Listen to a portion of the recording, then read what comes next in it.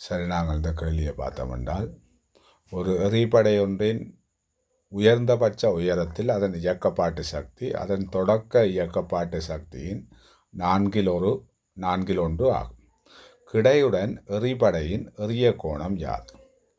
இதில் பார்த்தோம்னா முதலாவது நாங்கள் இந்த எறிபடை என்ற சில கூறுகளை நாங்கள் ஆரம்ப கூறு ஆரம்ப வேகம் அது கிடையோட தீட்டா கோணத்தை அமைக்குது. இந்த எறியல் படை அதி உயரத்தில் வரைக்கு எங்களுக்கு என்ன நடக்கும்னா, இந்த கிடைவேகம் எப்பவும் ஆரம்பத்தில் என்ன கிடைவேகம் இருந்தோ அதுதான் இருக்கும். அதாவது cos தீட்டா. அந்த அதி உயரத்தில் நிலைக்குத்து வேகம் 0க்கு வரும். நிலைக்குத்து கூறு 0. இப்போ அந்த வகையில் நாங்கள் இப்போ பார்த்தோம் என்றால், இதில் சொல்லியிருக்கிற விடயத்தை பாருங்கள்.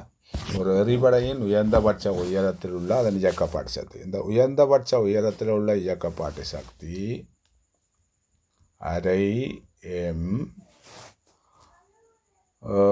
கூறு கிடைக்கூறு மட்டும்தான் இருக்கும். அப்போ cos தீட்டா வர்க்கம் இது விளங்கிச்சு தானே. அப்போ அதிக உயரத்தில் அரை எம் cos தீட்டா முழுவதும் வர்க்கம் இருக்கும்.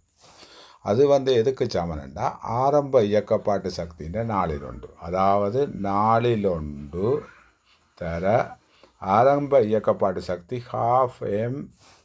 ஆரம்ப வேகம் ஜூன்னு எடுத்தோம்னா 12m வர்க்கம். இதை நாங்கள் இங்கே திருப்பி இதை எழுதுகிறோம். அரை எம் cos தீட்டா முழுவதும் வர்க்கம் 4/1 தர 2/1 இங்கே 8/1 வரும். 8 m வர்க்கம். இந்த வகையில் நாங்கள் பார்த்தோம்னா இதில் எம்ஏஎம் வெட்டுங்கோ. எம்ஏஎம் வெட்டலாம். 2m 8m நாங்கள் வெட்டினோம்னா 4 முறை. ஆகவே எங்களுக்கு கேள்வி கிடையுடன் ரியல் கோணம் யாது? அப்போ இந்த கோணம் தான் கேள்வி.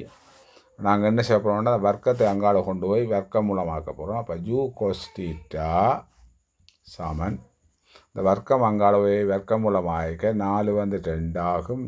வர்க்கம் மாறும். இப்போ நாங்கள் அந்த ஜூவையும் வெட்டலாம். cos தீட்டா எங்களுக்கு அரை என்று வருது. cos தீட்டான்ற பெருமானம் அரை எப்பொழுதுண்டா cos 60 பாய்க்கு சமம். ஆகவே இதில் நாங்கள் என்ன எடுக்கலாம்னா முடிவு தீட்டா 60 பாகு. இப்போ தீட்டான்றது கிடையுடன் எறிபடைன்ற கோணம், அதாவது 60 பாகு. அப்போ விட எங்களுக்கு 5வது விட சரியான விடையாக இருக்கும்.